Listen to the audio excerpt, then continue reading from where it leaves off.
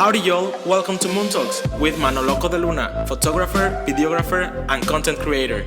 In this show, I talk with artists of different fields about their creative process and more. Find new episodes on YouTube and Spotify every week. Hope you like it.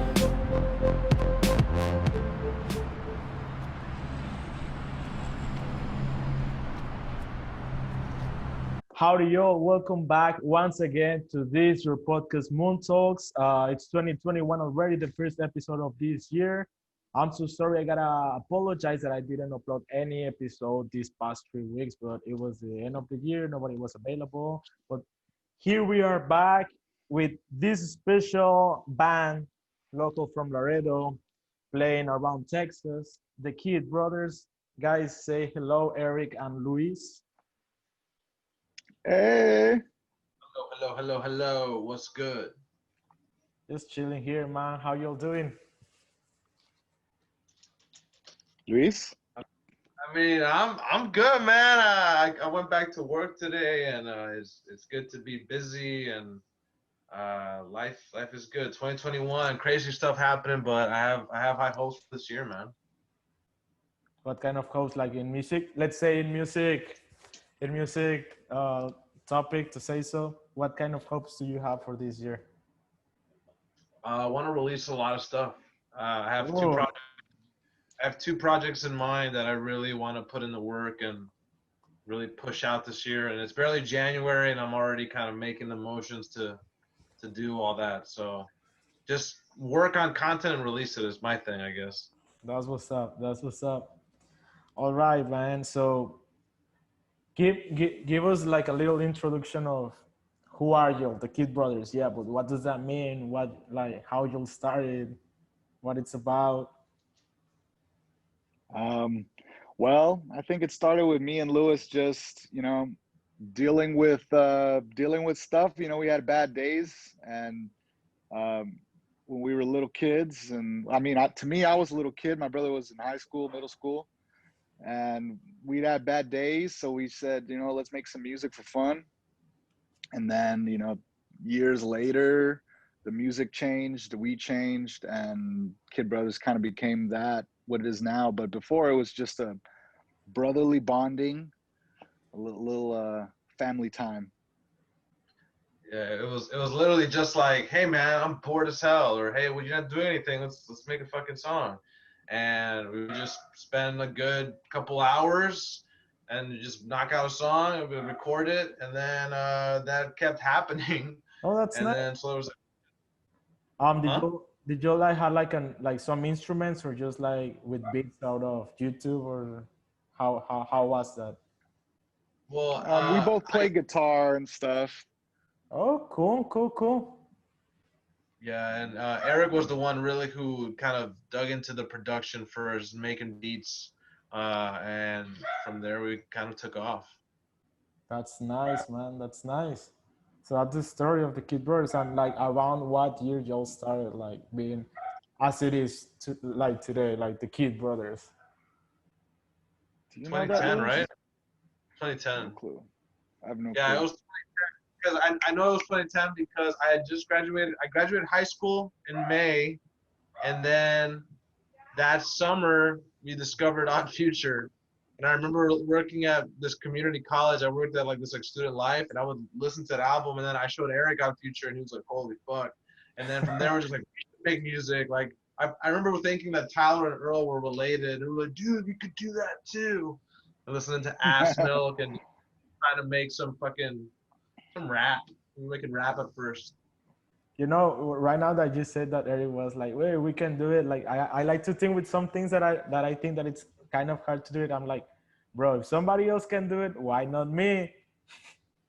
And that's how. Yeah, Exactly. no, for sure. Like Odd Future, and I mean, it's not even just Odd Future. There's a lot of artists out there that maybe didn't inspire us necessarily, but at that time, like though that era, I don't know, 2010, that era, like a lot of kids were just making music out of their laptops. I think the phrase for it is like MacBook artists, and it was just like tons of different kids making stuff on MacBooks, and we were just one of those kids, and now we're hopefully trying to make it something bigger than that. But yeah, like we took a lot of inspiration from a lot of different artists too. But I would definitely. That time is kind of crazy. I didn't thought about it until you brought it up, Louis. I didn't think about it like that. I actually met Joe. Well, not really, but yes, like I met your music. It was this show at downtown at Boogaloo here in Laredo, and I was there to see Andy and Justin. Shout out Yeah, to hell yeah. Justin, by the way. And then I told my friend Ramberto, shout out to Ramberto. I was like, yo, do you want to go to this show? And he was like, yeah, man, let's go. And then you started playing before, I guess, Justin or whatever. And then you'll have this vibe, man. You were like, when I say, well, how was it? It was with this song Contigo. I love that song. Like some days after, my friend was like, bro, look, I found these guys on Spotify and they have the music and stuff like that. I was like, damn. So Contigo is my favorite song from Yo. It was a Hell great yeah. show. Like y'all have the vibe, like the crowd was like vibing with y'all, feeling the music. It was a great show. It wasn't just like y'all playing. You were interacting, making that show really good. It was really, really, really, really good.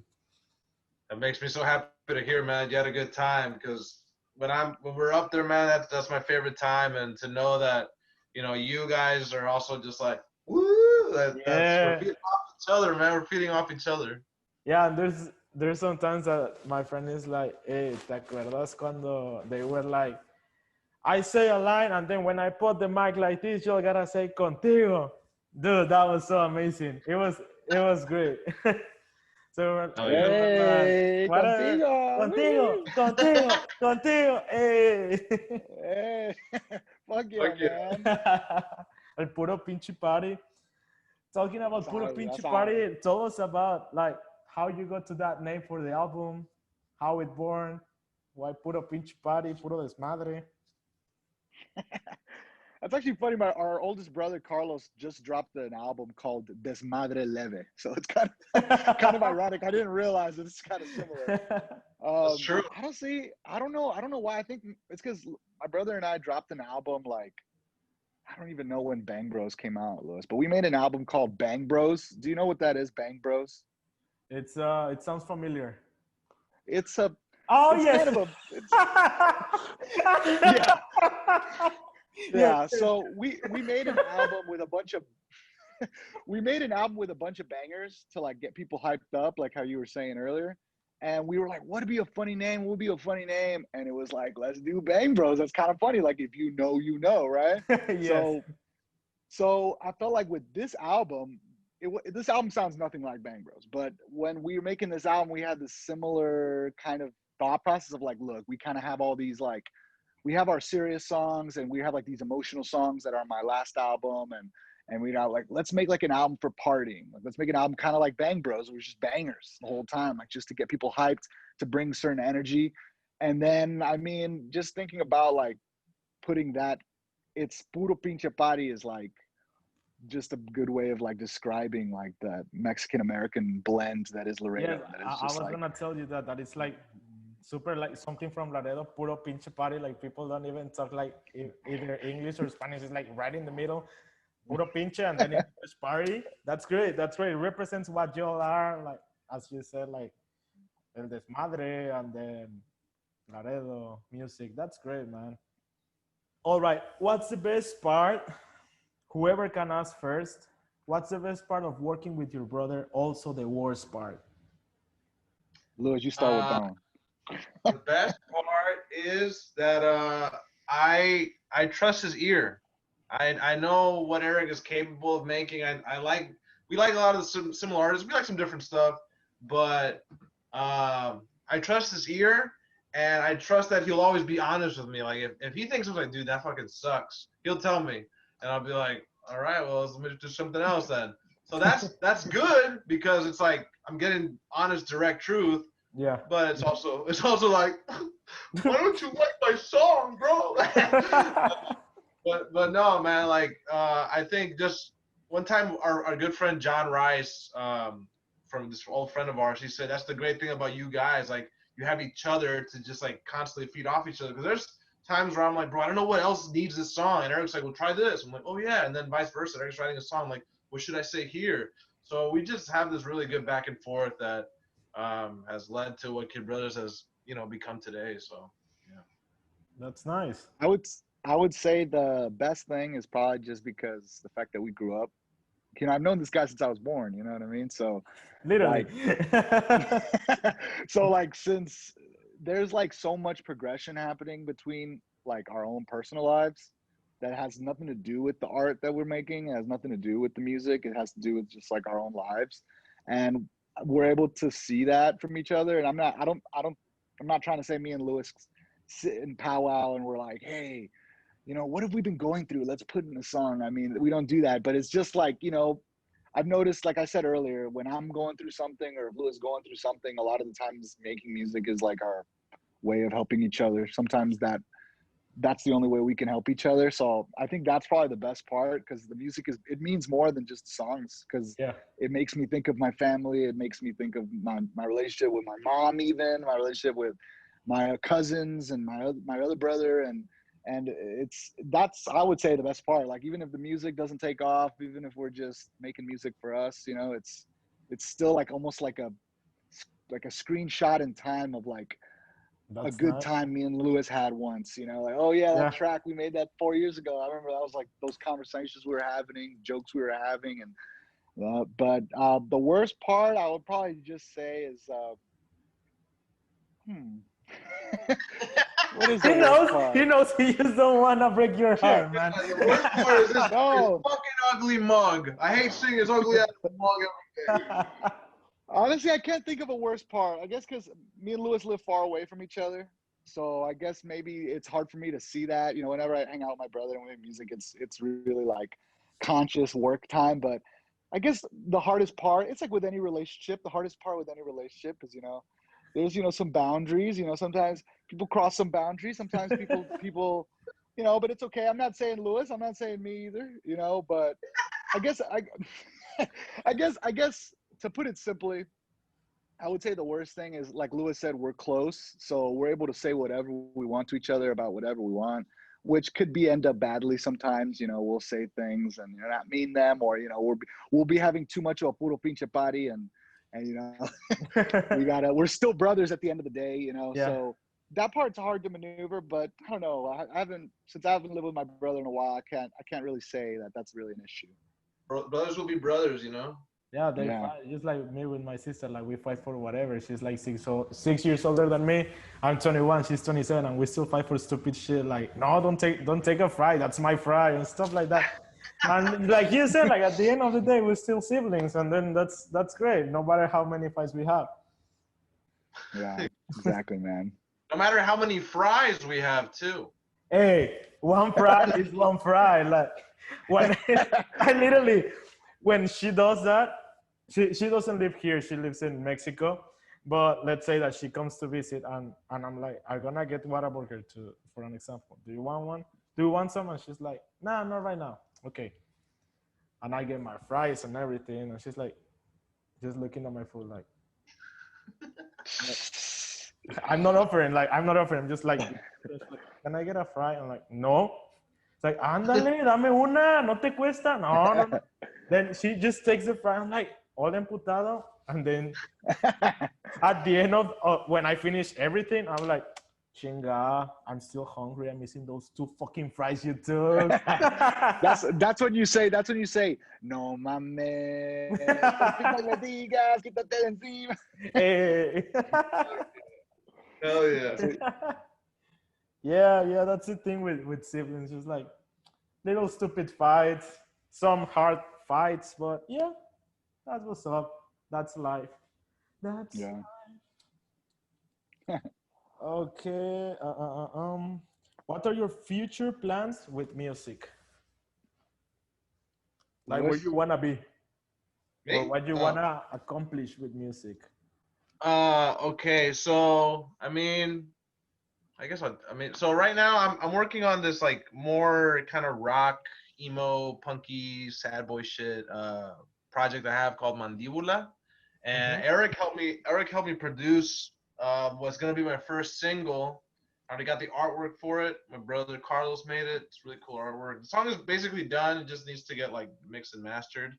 I'm hoping to release that by like before my birthday in February. Um, with that being said, that'll be a part of like a 4-song little EP thing I want to release.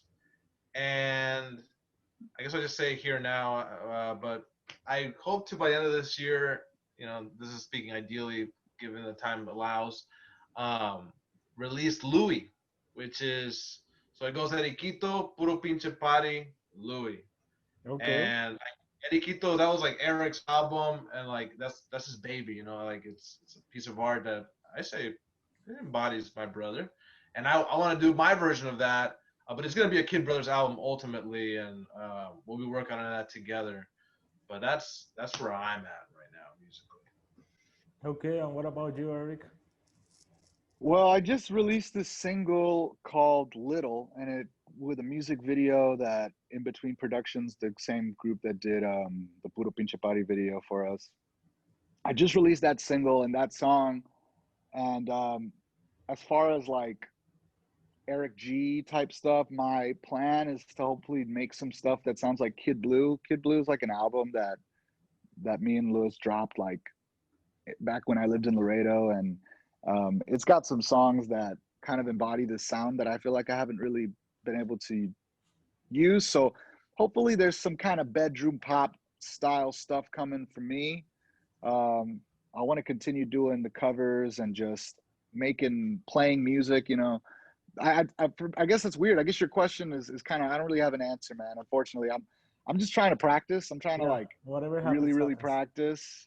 Yeah, I'm just trying to put up and put out what I can and whatever I can create now. And I'm hoping that I'll get better and more ideas will come. But I would say for this next year, definitely the focus is going to be on Lewis's projects. He's got a couple that have been in the works for a while that he's talking about. So I need to put in my brain on that. But so that's it. That's great. I really like your song, Little. And every time whoever puts like, recommend me music or music, I'm sad, whatever they put, I'm like, Little, Eric G. Send. Hey, That's it. Or sometimes I put, back then, when I discovered Contigo, I was like, Contigo, Kid Brothers. Then, thank you, bro. Appreciate that's you. it. Already, man. So you said before that you started like getting inspiration from future, but right now, like, which artists do you see like, hey, yo, he's good, or they are good?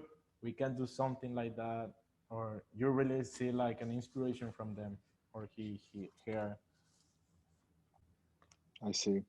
Um, for me, I would say my biggest influence right now has been actually like this author, Clive Barker. He writes like horror novels, and I've been trying to like read his books and kind of like take ideas from his horror novels and try to somehow make something else out of it. So as far as music, I mean, of course, listening to Tyler, listening to Young Thug and a lot of hip hop, and of course Nicholas Whips. Shout out Nicholas Whips. Obviously inspirations, but I've been trying to get inspiration from really different mediums. Like I've been trying to read more novels, and I might even just pick up some old Edgar Allan Poe and see what's in there. Lewis, what's inspiring you? Nevermore. No. Fucking well, musically, I'm not gonna the one that keeps coming to mind is Bad Bunny, dude. Bad Bunny I really liked his last project, El Gran Tour, no sé, algo del El tour. último tour del mundo, mamabicho, que tú no entiendes, no te lo aprendes. Like I love that. Like there's some straight up just songs with guitar and no drums. Like he's just like there's just some like it's not. I like the perreo, but I love that he went kind of like a more different direction. Out of that comfort zone, and that was Yeah, great. yeah, and like I mean like fucking Maldita Pobreza. That's a rock song, dude. Like he's making. Yeah, I think fucking Yo Visto Así has a literal like rock band part. So like I love that he's like really expanding and not just sticking to the same fucking. Nothing yeah. wrong with that. Nothing wrong with that, but I love that he's pretty versatile and it's really inspiring. So, uh, I don't know. He's killing it. I listened to a lot of my cousin. My cousin just dropped an album last year recently. Josué Alani, shouts out. It's a great album. Really going more towards Spanish stuff. You know, I'm really try to do some Spanish pop. My dream is to sound like Café Tacuba. Like Café Tacuba Oh, meets Café Tacuba meets Control Machete meets Plastilina Mosh. Like that's what I want to sound like those artists. yes. And because I think while Mexico and Latin America has all that, like the U.S. doesn't have any form of that, and I think that void could be filled by us. I really believe that. Have you watched this documentary on Netflix called Rompan Todo or Rompanlo I've only Todo? seen the first episode, but it's fucking sick, I'm man. liking the fourth episode also, and it's really good. Like they really talk about like the whole story is not just like people playing music. It was like a fucking revolution against the government, and it was prohibited. It is really good story. Like it's everything in Latin America. My friend Tracy, she was the one who told me about it, and she DM'd me. She was like, "Did you know Julieta Venegas was in a ska band?" I was like, "Hell yeah, dude! The band was called No." And Really? yeah, Julieta I Venegas was in a haven't got ska band. to Like that episode.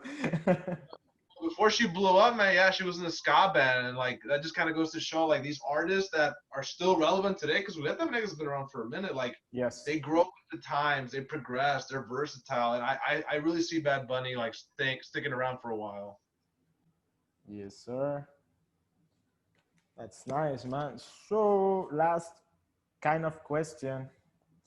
Any tip for beginners in music, Laredo music? Like how you got out of your comfort zone and say like, let's start making shows, let's start throwing our music out. What like any tip that y'all can give out? Louis, you want to start with that? Sure. I say this to everyone when it comes to making any kind of art, man.